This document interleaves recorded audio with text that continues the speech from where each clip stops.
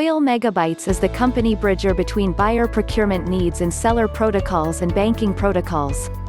As company bridger, we at Oil Megabytes adopt the open card approach to marketplace negotiations. If you, the intermediary, mandate or buyer, approach the marketplace with hidden agenda in mind, then with stern warning, the company bridger will discover this soon enough. The reasons being that our precautionary measures will see your tail wagging. It is always the scenario, when the bridger offers the seller procedures to the broker, that the bridger is being countered with buyer procedure. The mindset approach to things is shut from the onset. As a broker, you should bring your so-called exit buyer into the arena. However, sadly, the broker is too scared to surface their buyer, the fear of their buyer being hijacked by the company bridger.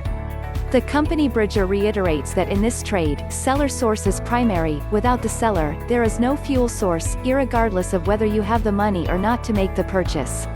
We at Oil Megabytes have a responsibility to our sources. When there is a written inquiry, and we bring a particular source into the picture, the clock starts ticking. It is a no-nonsense approach to the refinery source. One does not simply ask for a S.C.O. It's pertinent that the buyer must be always ready, with money to buy, ready to cooperate with seller procedures. It's a common scenario, in most cases, that buyer intermediaries are never ready with competent buyers. They have none, and these intermediaries are just fishing for sources to either undercut, or to scam, the genuine buyers. Such is the sad reality that is facing this industry. More about the downside of these issues in another segment of the video series. In this video today we will now look at the marketplace platform. Procedure number 3: Official transaction procedures on C.I.F. 1. Buyer issue irrevocable corporate purchase order (I.C.P.O.) with buyer's corresponding issuing bank. 2. Seller issue commercial invoice for the lift-able goods draft contract 12 months. 3.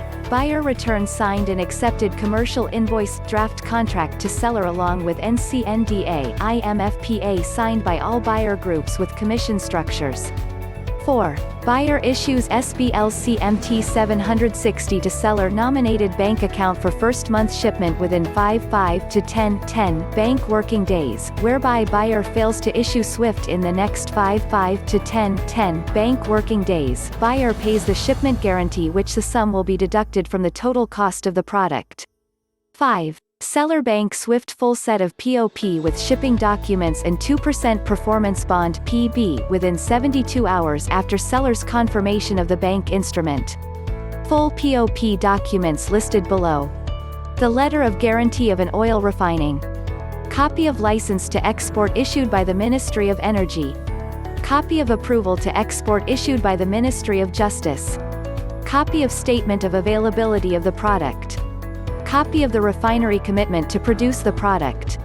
Copy of Transneft contract to transport the product to the port. Copy of the port storage agreement. Copy of Transneft contract to transport the product to the loading port. Injection fee pay by seller. Copy of the charter part agreements (CPA) to the product to the discharge port due to C.I.F terms, seller pay freight charges. Copy of tank storage receipts, seller pay port storage fees. Copy of dip test authority. SGS report from loading port. Ocean bill of lading (BL). Insurance. 6. Shipping of the goods will commence within 10 to 15 days from the date of the seller's receipt of the acceptable payment instrument or earlier. 7. Buyer issue MT-103 upon delivery at buyer's port, and seller pays commission to all intermediaries involved in the transaction on seller's and buyer's side 24 hours after confirmation of the buyer's payment. This wraps up our presentation on procedure number 3. Thanks for watching this video.